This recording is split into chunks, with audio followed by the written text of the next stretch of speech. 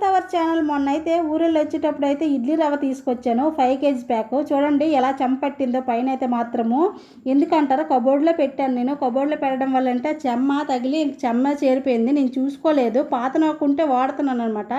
ఈలోపు ఆ రోజు చూశాను, ఏంటి డబ్బా అని చూసరికి పైన చెమ్మ వచ్చింది. వెంటనే కట్ చేసి డబ్బాలో వేసాను. నేను నెక్స్ట్ డే ఎండేద్దామని. ఒకవేళ 2 days పోతే చూస్తే మొత్తం నోకైతే పోయేదేమో నాకు తెలిసి వెంటనే ఎండబెట్టాను. కానీ లోన తేమ ఏమీ లేదు, అలాగని పురుగు కూడా లేదు. జస్ట్ వచ్చింది, రాగానే చూడడం పనికొచ్చింది. ఇంకైతే బాల్కనీ అయితే పెద్దగా ఉంది, అన్నీ ఎండబెట్టడానికి అన్నీ బాగానే ఉంది. కానీ ఈ సమ్మర్లో అయితే ప్రతిరోజు గాలి వేస్తుందండి. గాలికి ఆకులు అలంలో వచ్చి బాల్కనీలో పడుతున్నాయి. ఈవినింగ్ అయ్యేసరికి చాలా చెత్త వస్తుంది అనమాట.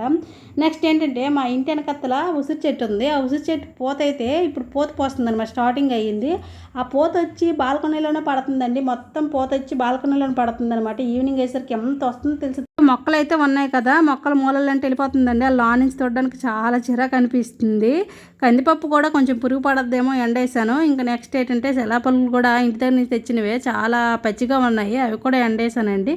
ఓకే ఫ్రెండ్స్, నచ్చితే లైక్ చేయండి, షేర్ చేయండి, సబ్స్క్రైబ్ చేయండి. Bye bye, thank you for watching.